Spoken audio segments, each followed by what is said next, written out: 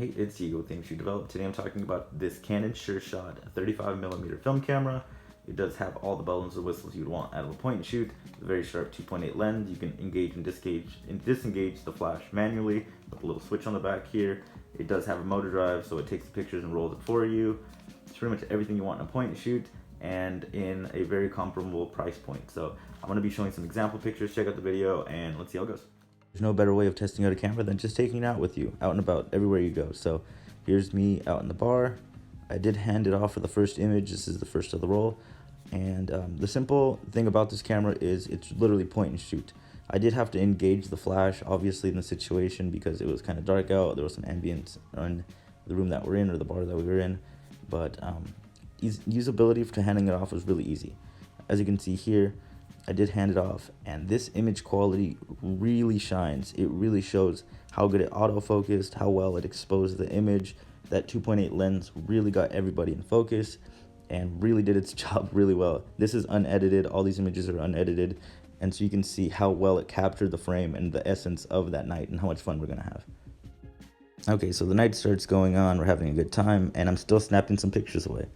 I really like once I get the film developed and sending it off to the people who are in the photos, because this is about a month's time from taking the pictures to actually getting them developed and sending them off. So that's just me wasting the roll. It does take a while for me to shoot 36. In this image, I actually did not engage the flash.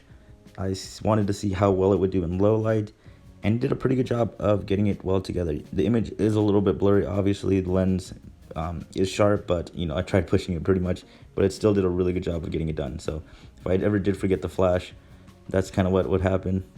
The thing I like about this camera, or just point and shoots in general, is capturing that really nice candid feel. I really like this image. It really shows how the night was progressing. I did get comfortable with the camera, started throwing it around, not throwing it, but kind of just tossing it around and being loosey-goosey with it. And I actually did end up dropping it, and it ended up snapping the hook on the battery terminal. So pretty much a quick fix. I just put tape. We're good to go. Get back to the images. I thought this would be cool to capture considering there was light reflected. I feel like I didn't compose this image too well, but it still gets the essence of what I was going for. I loved shooting portraits with this camera. It does a really good job of identifying what's the subject and isolating the background, and especially with that sharp lens, you get some really good picture quality that's up to par. Plus, you still get the warm grain and fun of film, so it's a nice balance of both. Okay, some of the things I really like about this camera. One, it's really simple. It's just point and shoot, compose an image. It does have frame lines, so it's really simple. But you do have to engage the flash if you hand it off to somebody, because they won't know how to do it, obviously, if they've never actually used the camera.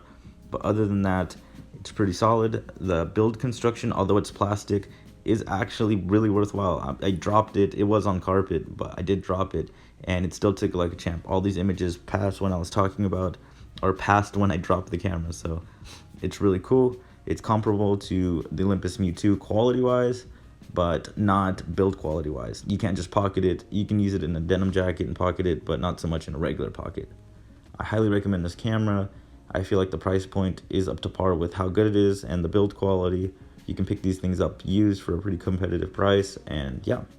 Tell me what you think in the comments, what you think about this camera, or some of the images, or which one you actually liked. I definitely love the camera. I definitely want people to check it out. I want more people to get into film. I am currently shooting for this Pentax 110, which is a 110 film camera. Get the film in today, so expect the video eventually. And I also am currently shooting the Yashica Samurai, so definitely check out some of those videos. They are coming up. I try my best to always be shooting film, so there's always more content and stuff for you guys to binge watch. I do have a backlog of tons of videos, but yeah, definitely. So if you like this video, make sure to like and subscribe, because I have tons of videos talking about this kind of stuff. If you like film, I'm always doing this and kind of experimental stuff with apps and film, or even some digital stuff. So yep, that's pretty much it. Keep shooting film. Take care. Peace.